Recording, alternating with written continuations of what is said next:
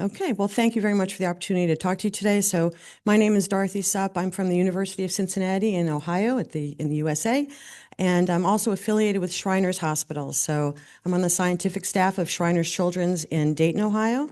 And so I'll be talking to you about our combined work today. So as we all know, keloids are much more prevalent in populations with dark skin pigmentation. And this has led many labs, including our own, to look at the vitamin D pathway to understand whether or not vitamin D may be important in keloid disorder. So vitamin D is made in the skin in response to sunlight. The first step is the conversion of 7-dehydrocholesterol to D3, which requires ultraviolet light. D3 is further metabolized to 25-hydroxyvitamin D, which is the marker of vitamin D status that we measure in serum, but this is an inactive form, and it's further metabolized to 125-dihydroxyvitamin D3, or calcitriol, which is the hormonally active form of vitamin D. And in darker skin, we know that the pigment melanin shields keratinocytes from UVB, so less active vitamin D is produced in dark skin, and this contributes to higher rates of vitamin D deficiency in populations with dark skin pigmentation. Now, inside the cell, vitamin D regulates gene expression by binding to the vitamin D receptor, or the VDR, which is a member of the nuclear receptor family of transcription factors. In the nucleus, ligand-bound VDR binds with its co-receptor RXR, and then it binds to response elements in the promoter regions of target genes. VDR target genes have many different important roles. I think we generally think of vitamin D as involved in the musculoskeletal system, but it's also involved in a lot of processes that are relevant to keloid, including inflammation, proliferation, and differentiation. And the effects of vitamin D tend to reduce inflammation, decrease proliferation, and increase cell differentiation. The vitamin D signaling pathway interacts with many of the pathways implicated in keloid pathology, some of which we've heard about already today. These include sonic hedgehog, Wnt beta-catenin, and TGF-beta pathways, with generally inhibitory and anti-fibrotic effects on those pathways. Vitamin D serum levels of less than 20 nanograms per mil are generally considered deficient. This is the standard that's set by the Institute of Medicine, although to really recognize the full benefits of vitamin D, 30 nanograms per mil is recommended. And there are many beneficial effects, but when you have vitamin D deficiency, there are a lot of adverse health effects. So these include increased risks of many different types of cancer and increased rates of cardiovascular diseases, chronic diseases that are related to inflammation. And in the United States, at least, when you look at the population as a whole, Blacks and people of African descent tend to be the most vitamin D deficient compared with other ethnic groups. And so there are numerous examples of diseases that are more common in populations of African descent, some of which are listed here, and many or most of these have an inflammatory component. But we don't yet know whether vitamin D deficiency plays a causative role in these conditions. There have been a number of publications reporting lower serum vitamin D levels in keloid patients compared with controls. So for example, as early as 2013, a large study from China was among the first to report significantly lower mean vitamin D levels in keloid patients compared with controls, and this has subsequently been reported by other groups. The most recent is a study that maybe seems like a little bit of a contrast. So they looked at recurrence of keloids and whether patients with recurrent keloids had lower vitamin D levels than patients that didn't have recurrence. And there was no difference, but I want to point out, so that's the study shown at the bottom, that this study had a fairly low recurrence rate, and all of the patients were vitamin D deficient in both groups. So vitamin D deficiency does seem to be associated with keloid. Further evidence linking vitamin D to keloid comes from laboratory and observational studies, some of which are listed here. For example, Zhang et al. Had reported that vitamin D treatment of keloid fibroblasts in vitro reduces TGF-beta-induced collagen expression. We and others have shown reduced levels of the vitamin D receptor in keloids compared with normal skin, and in keloids have lower levels of vitamin D as well. So these are studies linking vitamin D and keloids. So for example, El Hadidi et al. Showed that not only were the keloids that have lower vitamin D receptor expression, but compared to non-lesional skin of the same patient, vitamin D levels were reduced. So actually measuring vitamin D levels in the tissue. So More recently, we reported overexpression of a protein called CYP24A1. So this is an enzyme that's involved in breaking down active vitamin D in keloids. So I'm just going to talk about that very briefly. So we analyzed expression of the different CYP genes. So these are enzymes that are involved in vitamin D synthesis and breakdown. And we found that keloid cells and tissues express upregulation of CYP24A1. And this is something that's seen in a lot of tumors as well, in cancer. So overexpression of CYP24A1 leads to increased breakdown of vitamin D and thus lower levels of vitamin D in the tissue. And so we found that inhibition of CYP24A1 enzyme activity with either of these drugs, VID-400 or ketoconazole, which also happens to be an antifungal drug, both of these led to increased local levels of vitamin D in the tissue, and this decreased expression of profibrotic genes, including endothelin-1, which is involved in endothelial dysfunction, Win5A, periostin. So these things, we sort of partially normalized expression by inhibiting the enzyme activity of CYP24A1. So in the past few years, there have been several studies that investigated intralesional injection of vitamin D into keloids with favorable results. So all of these studies have reported relatively favorable results. Some of them compared vitamin D injection with triamcinolone acetonide and found that the results were similar, although there were fewer side effects with vitamin D. And I don't know if anybody in the audience here has published any of these studies, so I'd love to talk to you about it if you have. Here are some examples of patients that were treated in these studies. So a reduction in some of the fibrotic appearance of the keloids. I'll talk about that in a second. So I mentioned that we previously showed that vitamin D receptor is expressed at reduced levels in keloids compared with non-scar normal skin. But in that study, we hadn't measured vitamin D levels in the patients. So we don't know the basis for that reduced vitamin D receptor expression, whether it's related to vitamin D deficiency or, is there some other genetic basis, or is it related to skin pigmentation? So at the Shriners in Ohio, we started a small clinical observational study to try to understand the relative contributions of these factors. So we wanted to know, our primary endpoint was to understand whether the VDR, vitamin D receptor expression in the skin, is correlated with systemic vitamin D levels. So is it related to vitamin D status, or is it pigmentation? So our primary endpoint was really to connect the vitamin D receptor expression with vitamin D levels in the patient. But then we also wanted to understand, is there an association with skin pigmentation and VDR expression? We looked at whether or not the patients with existing keloids or hypertrophic scars had lower vitamin D levels than other surgery patients who were not there for keloids. We wanted to understand whether vitamin D deficiency at the time of surgery was associated with recurrence or worse outcomes, worse scar outcomes.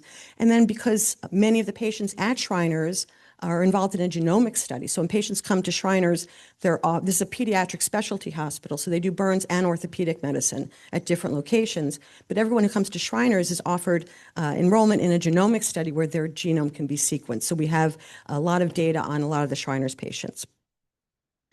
So in this study, we'd hoped to enroll 48 patients. We actually were successful at enrolling 38 total. We'd hoped to enroll 24 with keloids or post-burn hypertrophic scarring. I don't think I mentioned this, but hypertrophic scar patients also, there's been a few large studies of patients with hypertrophic burn scars, and they also tend to be vitamin D deficient. So we enrolled patients by informed consent, obviously. We collected blood at the time of surgery to understand their vitamin D status. Instead of, in the previous study, we had asked the patients for their self-identified race.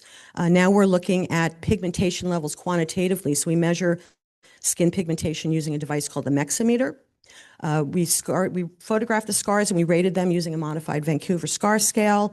And then we asked the patients to return for 2 follow-up visits at 3 to 6 weeks or 3 to 6 months for scar ratings. We only had 12 patients that followed up, though, for both of those visits. So not as great an outcome as we expected. And we have 10 of our patients that are enrolled also in the genomic study. So this table shows the patient demographics, and as you can see, there were significant differences among the groups. So we analyzed the keloid and the hypertrophic burn scars together. Here, I'm showing them separate, but obviously we had differences in the age. So our normal skin tended to come from patients that had either breast reduction, paniculectomy, or something where we had normal skin that was removed so we could analyze the vitamin D receptor expression. So those patients tended to be older and predominantly female. Our hypertrophic scar patients, these are burn scar patients mostly, so those are mostly male, and a wider age range. And then our keloid patients, we had more of a balance between males and females. But again, race and ethnicity, significantly different among groups. We did confirm that the serum vitamin D levels were lower in our scar patients, particularly in the patients with keloids. And obviously, because there are racial differences, we also had differences in skin pigmentation. So when we looked at all of the patients together, we did see a negative correlation between pigmentation and serum vitamin D, which is not a surprise. This has been reported by many other people. And consistent with our previous results, we looked at vitamin D receptor expression. We found that it was lower in the keloid group. Hypertrophic scars seem to be in the middle, and we had some patients that were real outliers. So we just had a lot of variability with the hypertrophic scar patients. Unfortunately, we did not find a correlation between VDR expression and serum vitamin D levels. Although we still have a few samples to add to this analysis, it does not appear that serum vitamin D levels are related to tissue vitamin D receptor expression in our patient cohort. And similarly, no significant correlation was observed between VDR expression and skin pigmentation levels. So to summarize, for our primary endpoint, we can conclude that there is no relationship between vitamin D status and VDR expression in this.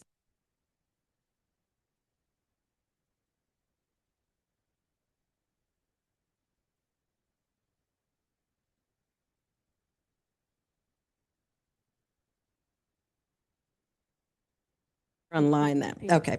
All right. So we didn't see an association between skin pigmentation and the VDR expression.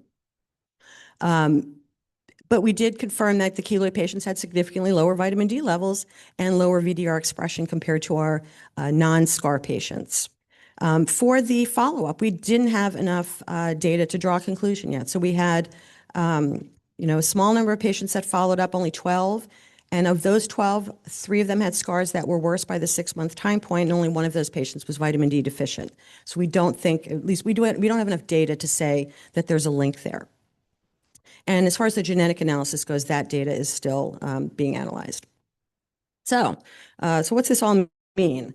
When I was preparing for this talk, I actually came across a review article that described a concept of metabolic vitamin D resistance, which I think is really relevant for keloid.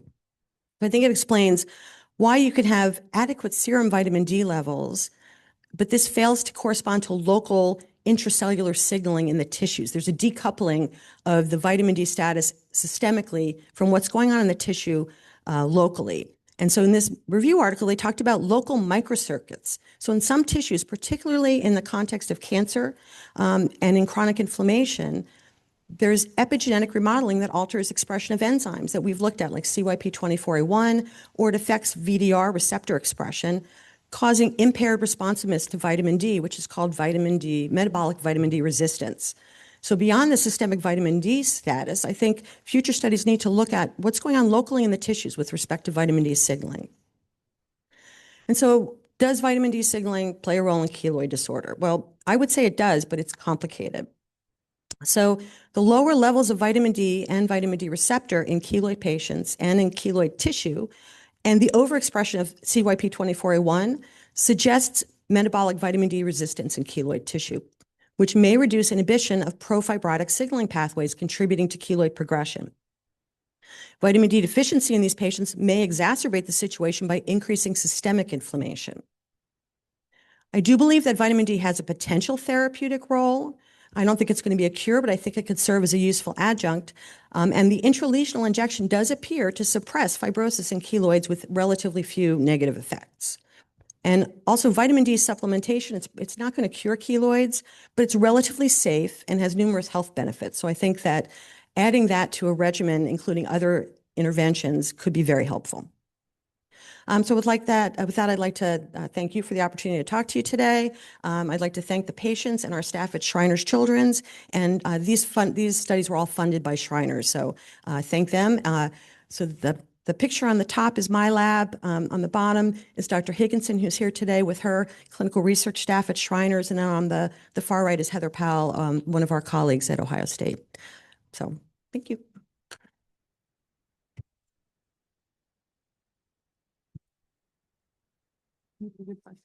Yeah. So while we are setting up the next presentation. Any questions for Dr. Supp? Yes, several. And then we do present after the lunch. Yeah. Okay, well, first here, ladies. Thank you. That was a fantastic presentation and an eye-opener for me also. I would like to know, I'm willing to practice this vitamin D injection into the keloids. Can you explain me or walk me through the steps? Like, what is the dose I have to give?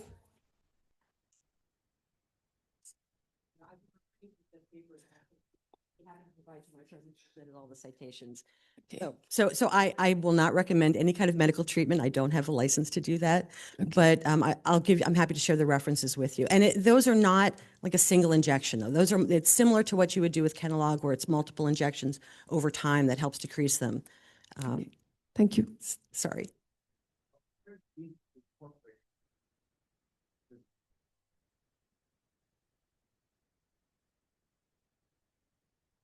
So thank you very much for the talk. You may give me the same answer, but in your practices, are you checking for vitamin D levels? Because that can be quite expensive. You do it for all patients.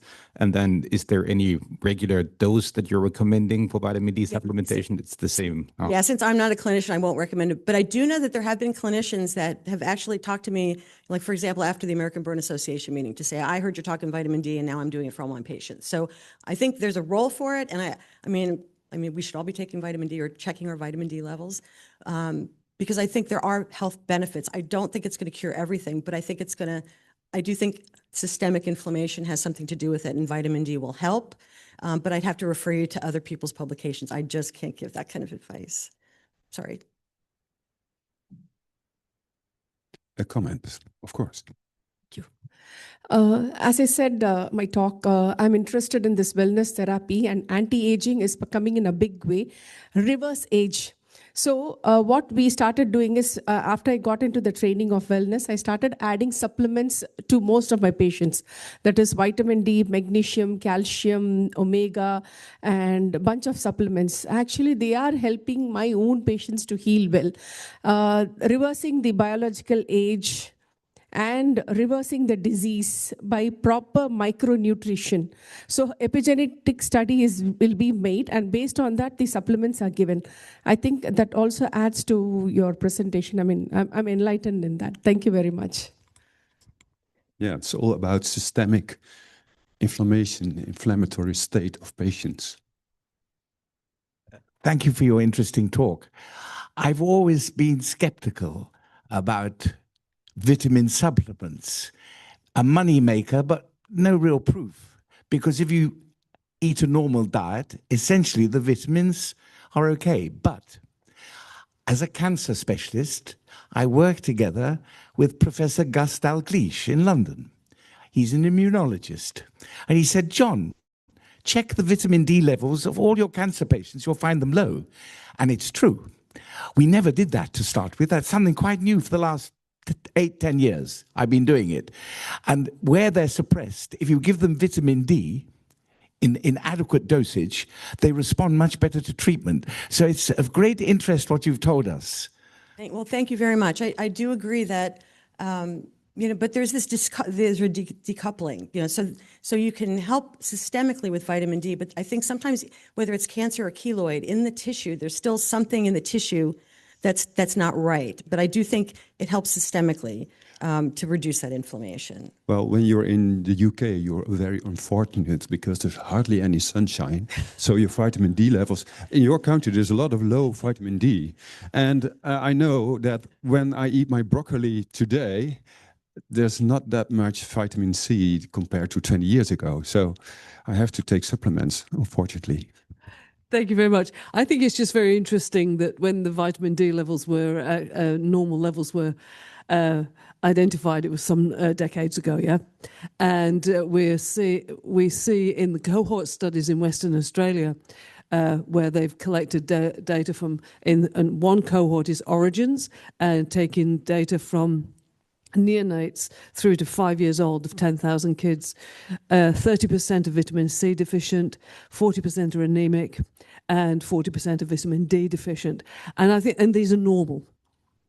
Yeah, I think our modern food system, Yeah. and our lifestyles are very unhealthy. Absolutely, and I think it's a real eye opener that we're seeing the requirement for micronutrition to facilitate healing, which we do all the time in our burn patients, because we don't test the levels, we just treat them as if they're going to be deficient. Because we can't wait for the results. Right, few harms from that too. So why not? Yeah. So I think it's really interesting future around nutrition and health and wellness. Yeah. Yes. So about nutrition, we go for lunch. Oh, one more question, because I would say that the inflammatory state of patients when you eat sugar or fast carbohydrates, then it becomes even milk. When you drink milk, it becomes sugar, and that gives inflammation in your tissues. So be careful what you eat this lunch. Yeah, thank you. Well, it's great to have the discussion. And yeah, vitamin D, I'm also a bit skeptic. I mean, in many autoimmune disorders, vitamin D is an issue and it's unclear. And when they substitute, like in alopecia areata, there are some studies showing benefit, then they give much higher dosages than that would be a normal substitution. So I wonder, well, which dose would you use? I just heard Fiona is doing a lot of vitamin D substitution. Which doses would you give? And for example, in vitiligo now, there has been also a meta-analysis from a systematic review showing it didn't help for the repigmentation. So yeah, I think that's a challenge with a lot of studies, especially in the cancer field, where, with colon cancer is one that's been very tightly linked to vitamin D. But if you give vitamin D to patients at mega doses, it doesn't cure their cancer. It doesn't. So I think we have to understand what's going on in the tissue and why the tissue is not responding that way. And because, like, for example, that CYP24A1 that I talked about, that breaks down vitamin D in the tissue, but it's increased by IL-6. So when you have an inflammation, it changes the metabolism within the cell. That's going to affect fibrosis, I think, or carcinogenesis, whatever. Yep. Well, we've shown that there are a lot of pathways involved. So vitamin D is probably just a part of it, and we have to do multiple treatments together. First there, and then I walk back. So I don't have to exercise. It's good for my whatever level. That was a great presentation. I thought the piece about ketoconazole was interesting, especially given the fact that we talked about yeast and fungus in keloids. And I wonder, I know you can't give any medical advice, but I wonder how the doctors at your institution are potentially incorporating the ketoconazole. Is it potentially working better for early keloids, later keloids? We also mentioned the fact that the interaction between IL-6, I wonder potentially if some of the yeast and bacteria are affecting the immunity within the keloid and affecting the IL-6 expression.